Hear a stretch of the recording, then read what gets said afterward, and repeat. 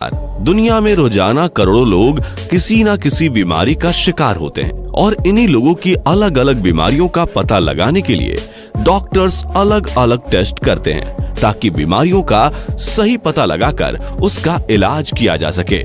और इन्हीं टेस्ट में से एक टेस्ट होता है MRI स्कैन। हो सकता है कि आप सबने भी इसका नाम कहीं ना कहीं जरूर सुना होगा, पर हम में से कुछ लोग MRI स्कैन के बारे में ज्यादा नहीं जानते हैं। MRI स्कैन का आविष्कार मेडिकल जगत का एक बहुत बड़ा आविष्कार था, जिससे कई तरह की बीमारियों का बारीकी से पता लगाया जा सकता है। लेकिन साथियों, आप शायद इस बात को नहीं जानते, किसी MRI स्कैन से व्यक्ति की जान भी जा सकती है।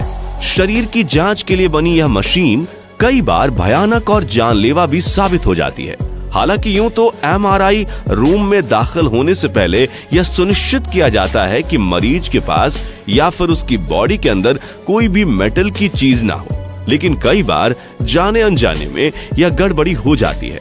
यदि MRI स्कैन के दौरान मरीज के शरीर में अगर कोई मेटल यानी धातु की चीज रह जाती है तो यह मरीज के लिए खतरनाक साबित हो सकता है, क्योंकि MRI स्कैन के बीच में इन मेटल्स यानी धातु के टुकड़े को चुंबक बहुत तेज गति से अपनी ओर खींचेगी, जिससे शरीर को बहुत गंभीर चोट पहुंच सकती है, यहां तक कि जान भी जा सकती है। साथियों, MRI स्कैन आने के बाद मेडिकल लाइन में एक अलग ही भूचाल आ गया है। इस स्कैन ने पिछले कुछ सालों से डॉक्टर्स का काम आसान कर दिया है। डॉक्टरों द्वारा MRI टेस्ट करवाने के लिए तब कहा जाता है जब उसके अंदर मौजूद बीमारियों का पता साधारण एक्सरे या CT स्कैन के माध्यम से नहीं लग पाता है। आज के समय में अधिकतर डॉक्टर मरीज की हर बीमारी का पता लगाने के लिए MRI स्कैन का ही इस्तेमाल करते हैं, और ऐसा इसलिए क्योंकि MRI स्कैन मरीज के हर बीमारी का पता बिल्कुल सटीकता से लगाने में सक्षम है। आज MRI स्कैन किसी भी बीमारी का पता लगाने का सबसे आसान तरीका बन चुका है, इसलिए डॉक्टर्स ज्यादातर मरीजों को MRI स्कैन करने की सलाह देते हैं। ऐसे में आपके मन में कभी ना कभी यह सवाल जरूर आया होगा कि आखिर यह MRI स्कैन होता क्या है और इसे कैसे किया जाता है, या फिर इसे करवाने से कोई नुकसान तो नहीं है। इन सभी सवालों को जानने के लिए आप इस वीडियो को अंत तक देखते रहिए। दोस्तों, बहुत सारे लोग MRI का नाम सुनते ही घबरा जाते हैं और इस जांच को करवाने से डरते हैं, लेकिन जब भी डॉक्टर MRI स्कैन करवाने को कहता है तो इसे टालना नहीं चाहिए, क्योंकि बीमारी का गंभीर रूप लेने से पहले ही उसका पता लगाना इस जांच से ही संभव होता है, जिससे समय रहते उस बीमारी का इलाज भी हो सकता है। जब MRI स्कैन होता है तो MRI स्कैन के अंदर काफी तेज आवाज निकलती है, जिनसे कभी कभी मरीज को घुटन का एहसास होता है और उसे ऐसा लगने लगता है कि कुछ ही देर में जान चली जाएगी। असल में ऐसा कुछ भी नहीं होता। दरअसल MRI स्कैन के दौरान निकलने वाली आवाज मरीज को किसी तरह का नुकसान नहीं पहुंचाती। MRI का मतलब है मैग्नेटिक रेजोनेंस इमेजिंग स्कैन, जिसमें आमतौर पर 30 से 60 मिनट तक का समय लगता है और इसकी फीस 5,000 से 8,000 तक लगती है। यह फीस और समय इस बात पर निर्भर करते हैं कि शरीर के कौन सा और कितना बड़ा हिस्सा स्कैन किया जाना है, इसकी कितनी तस्वीरें ली जानी है। MRI स्कैन रेडिएशन के बजाय मैग्नेटिक फील्ड पर काम करता है, इसलिए यह एक्सरे और CT स्कैन से अलग है। MRI स्कैन में पूरे शरीर में जहां जहां हाइड्रोजन होता है उसके स्पिन यानी कि घूमने से एक इमेज बनती है। शरीर में 70% पानी होता है, इसलिए हाइड्रोजन स्पिन के जरिए बने इमेज से शरीर की काफी दिक्कतों का पता लगाया जा सकता है। दिमाग, घुटने, रीढ़ की हड्डी जैसे शरीर के अलग अलग हिस्सों में जहां कहीं भी सॉफ्ट टिश्यू होती है, उनका अगर MRI स्कैन होता है तो हाइड्रोजन स्पिन से इमेज बनने के बाद ये पता लगाया जाता है कि शरीर के उन हिस्सों में कोई दिक्कत है या नहीं, यदि है तो कितनी है। क्या करनी होती है MRI स्कैन के पहले कोई तैयारी?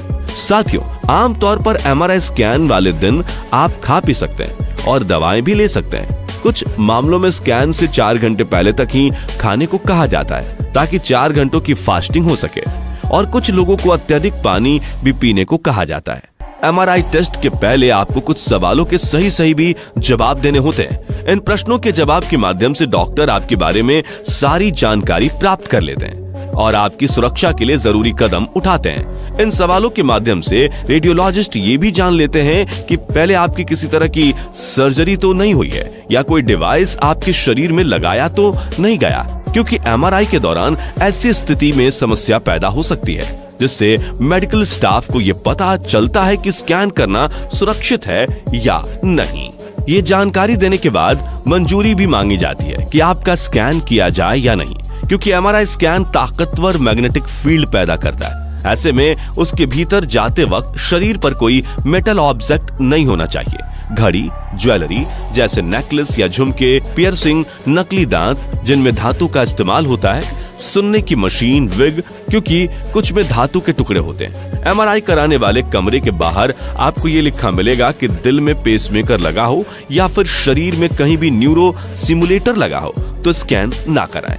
एमआरआई की मशीन 3 तरह की होती है, 1 टेस्ला, 1.5 टेस्ला और 3 टेस्ला। ये टेस्ला वो यूनिट है जिसमें एमआरआई मशीन की क्षमता को मापा जाता है। 3 टेस्ला यूनिट की क्षमता वाली मशीन लोहे की पूरी अलमारी को अपनी ओर खींचने की ताकत रखता है, यानी मशीन जितनी ज्यादा टेस्ला वाली होगी उतनी ही ज्यादा उसका मैग्नेटिक फील्ड होगा। क्या होता है एमआरआई टेस्ट करते वक्त? एमआरआई स्कैनर एक सिलेंडर नुमा मशीन होती है जो दोनों तरफ से खुली होती है। जांच कराने वाले व्यक्ति को मोटराइज्ड बेड पर लिटाया जाता है और लिटाए जाने के बाद बेल्ट से कसकर बांध दिया जाता है। ऐसा इसलिए किया जाता है जिससे मरीज स्कैनिंग के दौरान हिले नहीं। अगर यही एमआरआई टेस्ट छोटे बच्चों का किया जाता है तो उन्हें नींद की टैबलेट या हल्का एनेस्थीसिया दिया जाता है ताकि वो हिले डुले नहीं। अगर इस टेस्ट में डाई या कॉन्ट्रास्ट की मदद लेनी हो तो इसे इंजेक्शन के माध्यम से आपकी नसों में डाला जाता है। इससे ठंडक जैसा एहसास होता है। डाई के माध्यम से शरीर के वो अंग रंगीन तस्वीर में नजर आते हैं और फिर ये मोटराइज्ड बेड धीरे धीरे मशीन के भीतर जाता है। कुछ मामलों में शरीर के किसी खास हिस्से जैसे सिर या छाती का फ्रेम भी रखा जाता है। इस फ्रेम में ऐसे रिसीवर होते हैं जो स्कैन के दौरान शरीर की तरफ से जाने वाले सिग्नल रिकॉर्ड करते हैं, जिससे बढ़िया गुणवत्ता वाली तस्वीरें लेने में मदद मिलती है। इसके बाद एमआरआई मशीन आपके शरीर के अंदर एक बेहद शक्तिशाली चुंबकीय क्षेत्र बना देती है। इसके बाद इन तरंगों के माध्यम से कंप्यूटर शरीर के अंदर का नक्शा यानी इमेज तैयार करता है। एमआरआई स्कैन तस्वीरें लेते वक्त बहुत आवाज भी करता है। यह आवाज इसलिए आती है क्योंकि मशीन फोटो लेने के लिए अत्याधुनिक चुंबकीय ऊर्जा बनाती है। मरीज को इन डरावनी आवाजों से छुटकारा पाने के लिए कभी कभी डॉक्टर इस दौरान हेडफोन लगाने को भी देते हैं। टेस्ट के दौरान आपको शरीर में खिंचाव जैसा महसूस हो सकता है। ऐसा इसलिए क्योंकि एमआरआई मशीन नसों को उत्तेजित करती है। यह सामान्य है और इसमें चिंता की कोई बात नहीं है। यह पूरी प्रक्रिया 30 मिनट से 60 मिनट तक चलती है और एक एमआरआई टेस्ट करवाने के कुल लागत 5,000 से लेकर 8,000 रुपए तक आती है।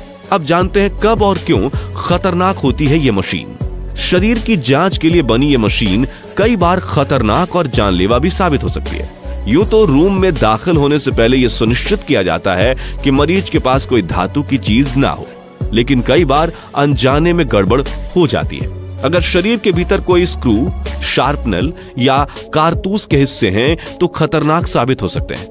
धातु के इन टुकड़ों को मैग्नेट बहुत तेज गति से खींच लेती है, जिससे शरीर को गंभीर चोट पहुंच सकती है।